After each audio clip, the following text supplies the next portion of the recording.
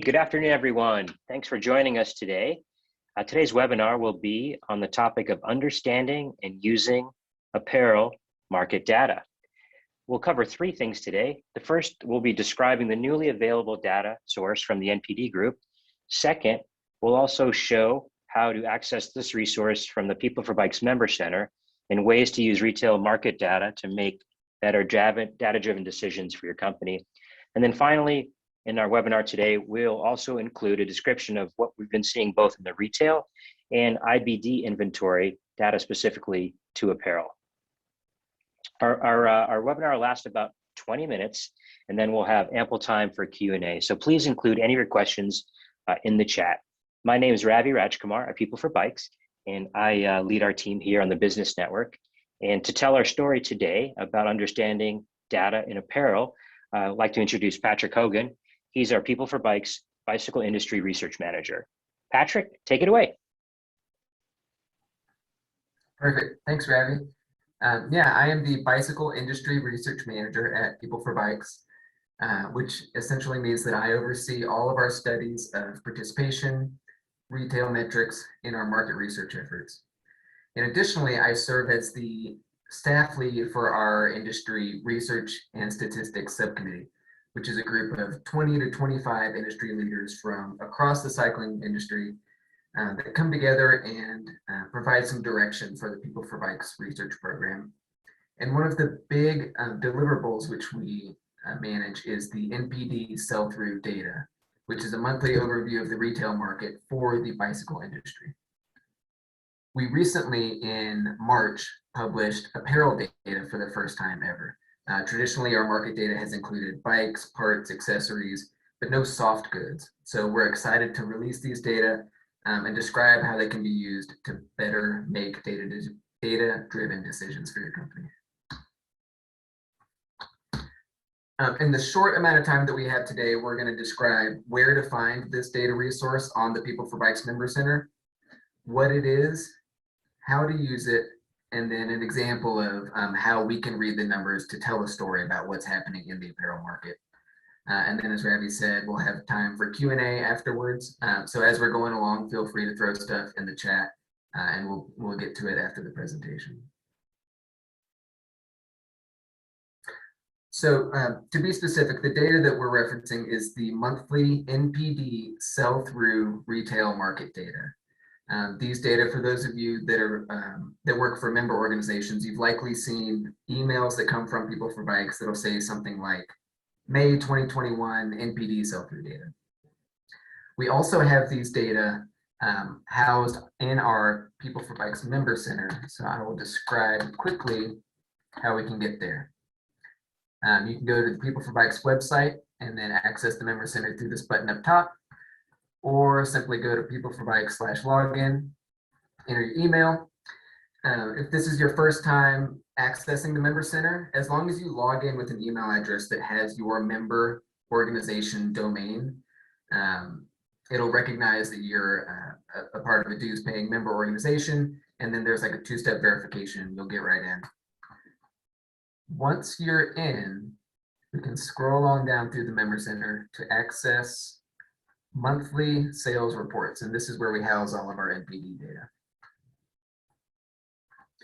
In here, we have a brief description of what these reports include. Here's a previous webinar I did on how to use inventory data. And then we have all of our archived data dashboards in here, ranging from May 2021, the most recently published version, all the way back to May 2019, which was reported in July of that year, the month when BPSA and PeopleForBikes merged. So clicking on this May 2021, it looks exactly like the email which is sent out every month. It has a little report which is drawn up by PeopleForBikes, the Research and Statistics Subcommittee, and NPD Group. So this is essentially what all these groups are seeing. These are the top line insights, the major takeaways for this month. We have a couple of graphs in here. And then this hyperlink downloads our data dashboard. So that's just a quick overview of how to get these data. And then before we look at it, we're going to describe what the data are. So A couple of definitions that are used in this data dashboard. The channels measured include independent bike dealers, which is specialty bike retail, as well as the rest of market, which is mass, outdoor specialty, online marketplaces. So both of these channels, IBD, short for independent bike dealer, and ROM, which is rest of market, include brick and mortar sales as well as e-commerce sales. So to be super specific, this includes online sales from independent bike shops and online sales from mass retail. But what we don't include in here, what we're not able to measure yet, is the direct to consumer piece. So any sales that are happening from a brand directly to the end user is not cataloged in this market estimate. The categories included in our apparel market, we'll see shortly, are mountain shorts, road shorts, jerseys, we have socks, headwear, all the way down to super specific categories within this like other catch-all group, such as bodysuits and leotards and all kinds of stuff. So it's a pretty comprehensive data set. It's a pretty comprehensive view of what we would see if we walked into a bike shop. And then a quick note on collection and projection. NPD has a data set with many hundreds of independent bike dealers, as well as many sources for the rest of market data. These data are gathered from the sample and then projected to the market based on our best estimate of what the population of those retailers looks like. So it is NPD's best estimate for what the overall market is based on the sample that they're able to collect. The apparel market data is a little bit unique in that it draws from many more sources of retailers than our traditional bicycle market data. So the data are presented in a different tab than bikes, parts, accessories. But when we talk about it in our reporting, we talk about it as one big market, as bikes, parts, accessories, apparel, etc. So let's go over a quick preview of what this dashboard looks like. It's going to open up to this page, which describes how we can use these data and then limitations with the data. So for instance, this report is provided to our member organizations, and then once it reaches that member organization, it can't be shared outside of those organizational walls. This table, for those of you who've been members of PeopleForBikes for a while, likely looks familiar. This is the report that we've produced for many years now. It includes bikes, parts, accessories. And then if we toggle to the third tab here, we see a similar table for the apparel market. And this, again, is new as of March of this year. We're excited to be able to provide these data for our soft goods suppliers. This includes, like I said, jerseys, shorts, arm and leg warmers, and then this category of other, which is super comprehensive. It's every other type of apparel that we could expect to see in a bicycle retailer. This includes, as I mentioned before, both the independent bike dealer channel and the rest of market channel. And then unique to the apparel market, we have the end user, the intended end user as another slicer. So there's adult, unisex, kids, men's, women's. This is a slicer which we don't have on the other side of the market data, but which is important to this apparel data, and we've included here. So here we have dollars, units, and average selling price presented for May of 2021. Additionally, we have May, or year to date, which would be January to May of this year. And then the rolling year, which is the previous 12 months compared to the 12 months before that. So that would be June 20 to May 21 compared to June 19 to May 20. And those metrics are, again, for dollars, units, and average selling price. So I'm sure many of you, I apologize for the small font here. This is kind of hard to read. And even if you can see it, it's a little hard to tell exactly what's happening here. So that's where this last tab in our workbook here is really handy. This is the trend analyzer for the apparel market data. Here we can see dollars and units for sales and inventory For all those same products which existed in the slicers in the previous table, we have independent bike dealers, rest of market, all those categories of shorts, jerseys, etc., classes, subclasses, all the way down to the intended user. A quick note about inventory data. So we also in March, pardon me, began offering inventory data as an additional metric to understand what's happening on the ground in the bicycle market. These data are limited to only the independent bike dealer channel. We don't have access to any inventory from the rest of market side. That's seen as forward looking, and so we're not able to gather any of those data. So if we're going to look at inventory units for IBD, sometimes it's helpful to just click this independent bike dealer and just look at sales for IBD too.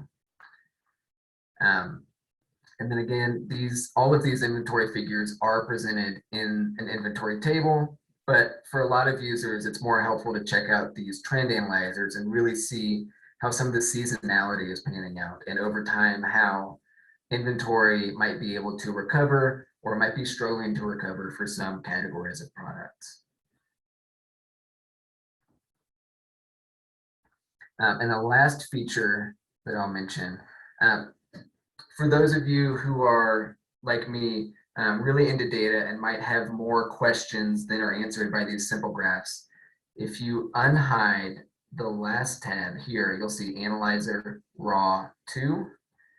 This is all of the data which go into building those graphs. So if you wanted to do any comparisons between 2021 and 2019 so that we can kind of adjust the comparisons in these tables, which are year over year, to maybe a more reasonable market year, 2019, because we all know 2020 we could easily describe as an outlier year. We can run those comparisons using the data which exist in the Analyzer tab in the back. You can pull these out and manipulate them as you'd like. This is all based off of the slicers which exist on the previous tab, showing, for instance, just jerseys. These are all filtered to be jerseys now. So for those that want to go beyond just the simple graphs, this is a super efficient way to grab those data.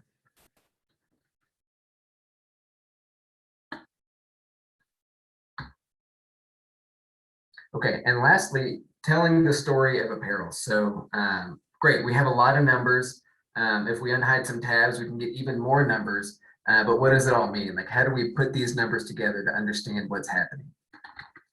That's really the value in these reports, is not just seeing the whole market move in one direction or another, but really playing with some of these slicers and seeing what's happening in your niche in the market, and identifying trends which can be which can help us, create a business plan to respond to what's happening on the ground.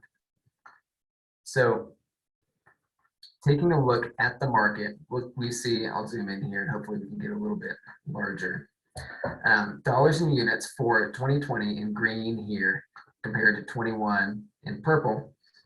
We all know that 2020 was a year which had significantly increased demand, consumer demand, both for bikes, parts, accessories, but also for soft goods. So dollars and units here. Like I said, it's nice to be able to look at the whole market. But if I was a manufacturer of jerseys, the real value in these data sets is identifying your specific corner of the market. And so looking at sport jerseys, we see that these trends look a little bit different than active t-shirts. They're behaving a little bit differently. We can hover over these values here and we can see the dollars which exist for that particular month, the sales units, and then the analogous metrics for inventory over here. And this story, I'm sure that those of you who are active in the apparel market are familiar with the patterns which existed in 2020 and now 21. We saw sales of bicycles, let's go over there real quick, surge in February and March. These are dollars and units of bicycle sales, all in the US, sold through independent bike dealers and the rest of market. Surge in February, March, April. And then we really saw the apparel market take off a little bit later. So everyone's grabbing those bikes when when federal stimulus dollars are coming in and when they're realizing they have greater leisure time, when there's a shift in constraints, which means folks can't access their gyms anymore. Maybe they can't participate in adult recreational leagues. So they're looking for other ways to stay active, stay fit, maybe something they can do socially, which is a safe activity to partake in while we need to maintain social distancing. The apparel market really took off after the bicycle market, which kept with seasonality a little bit. And we were fortunate that the apparel market inventory was not nearly as volatile as the bicycle market. So we see inventory in 2020 here in the green never dipped significantly below 19 as we're able to tell. So what we don't have here, and this is a limitation for the entire data set, what we don't have is data specific to brands or specific to price bands. So that means we can see how jerseys are behaving, but not necessarily jerseys under $100 or between $150 and $200. Just the category as a whole, we can see that it never decreased in a volatile way. Like if we look at road bikes here, this is a great example of a category which has not yet recovered. This decrease is significantly more dramatic than it has been in previous years. We're fortunate that the apparel market has been able to somewhat recover those inventories and start to build back those sales floors and those warehouses a little bit. And then, again, for those of you who received our March report, we know that March was a big month for imports, that we landed a lot of products, and that March month really took off. It's this purple marker here showing significant growth over 2020. And in fact, jerseys are a category which still, reporting May of this year, to date, 2021 is outperforming 2020. It's a year which is a little bit less dramatic so far in terms of significant increases in demand, but it's sustained high demand over 2020, which has allowed us to achieve an overall greater 2021 so far to date. So that's again January through May. We're looking forward to publishing June data that should be here in the next 2 weeks or so, and then we'll publish it after we've had it for a week to perform our quality checks and our reporting procedures. Let's see. A few more things. So if we look at the summary table for apparel, again, we have all these larger categories and we have these classes here. If we open these up, we can see that there's a great deal of detail which exists in these categories. So for those of you that are trying to identify your particular market, if we look at, for instance, headwear within this other category, there's many subclasses of headwear which exist in here, and we can pull out exactly what it is we're looking for. And I can't stress enough, like that's the real value in these reports. It's not just looking at the whole market and going, great, the apparel market's up, but really figuring out what it means for your individual company so that you can make better data-driven decisions based on what we're measuring in the market.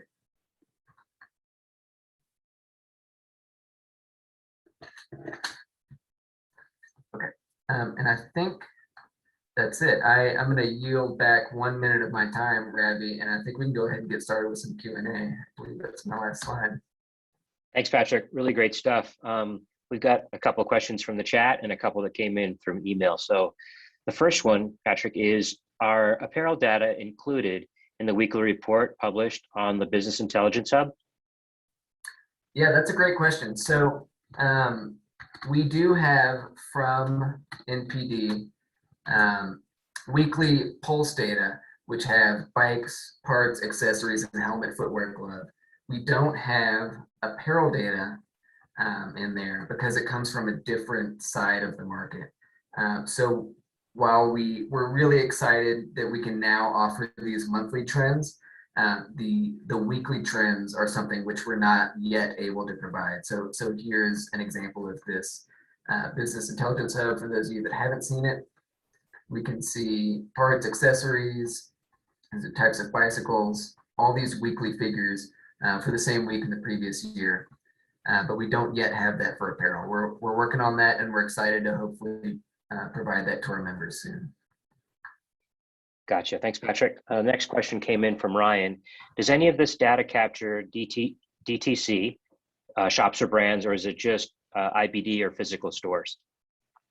Yeah, great question. None of these data yet capture direct to consumer. That's one of the main focuses of the Research and Statistics Subcommittee this year, is identifying a way to capture those direct to consumer sales, both in store for those that are doing wholesale in brick and mortar locations, and online, which is during COVID became, it's a trend which has been emerging for the last years, but especially during 2020 when there were social distancing guidelines and stay-at-home orders, the direct-to-consumer portion of the market became significantly more, gained market share.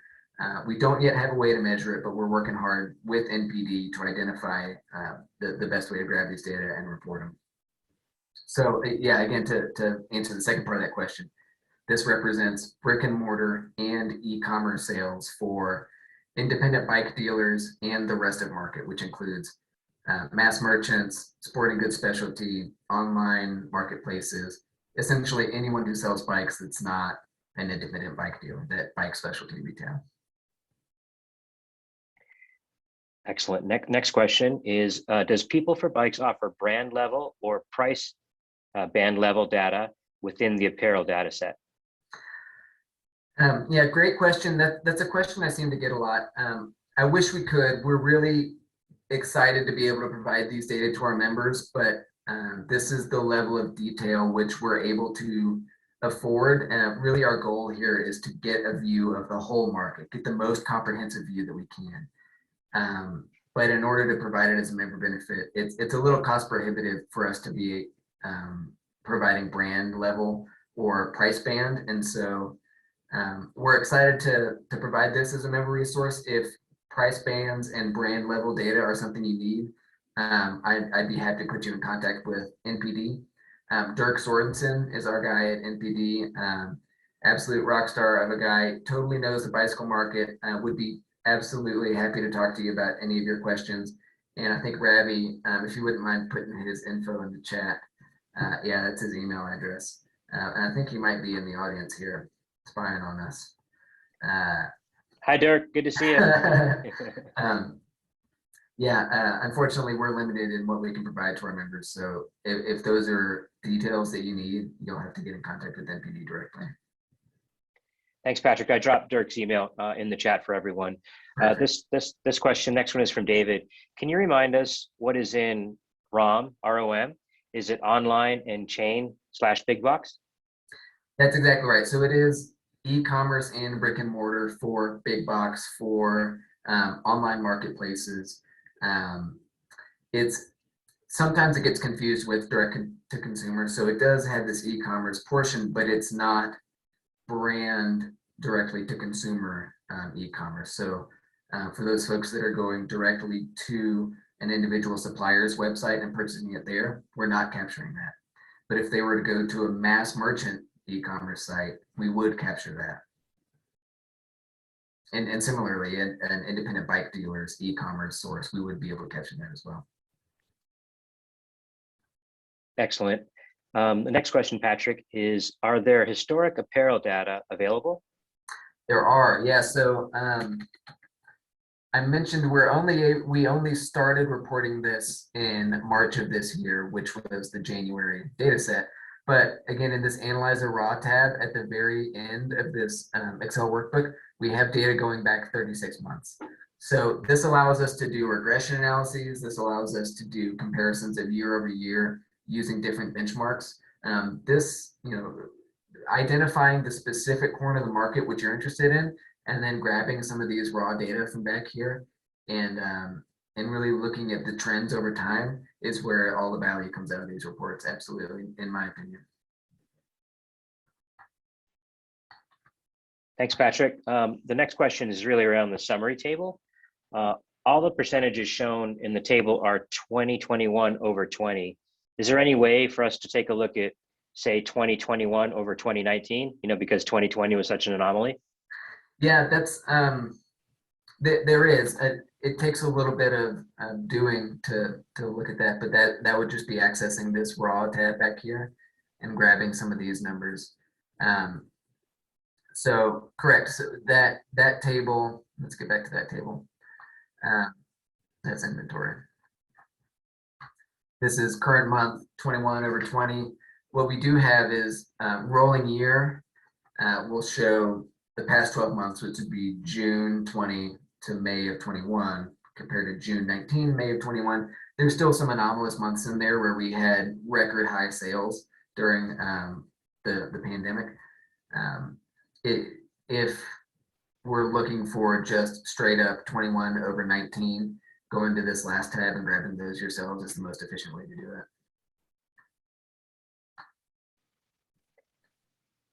Thanks, Patrick. The next question we have is, why are apparel data published separately from the rest of the bicycle market data in the NPD Excel workbook? We just wanted to put as many tabs as we could possibly fit into this Excel workbook. No, I'm kidding. They pull from additional resources. So there's many other areas in which apparel are sold, and within NPD's data warehouse, they exist kind of separately. So in order for us to get these data as quickly as possible, which we understand is of critical importance when we're trying to learn about on the ground what's happening in the market. We're already publishing data about 6 weeks past the conclusion of a month. So in mid-July, we reported May. We opted to move more quickly and just report them as separate tables, separate tabs within this workbook, because that's the way that the data are housed in NPD, and that just saves a bunch of time for reporting. Unfortunately, we kind of had to pick one or the other. Did we want to move quickly, or did we want to find a way to kind of mush it all together? And we chose to take the speedier route.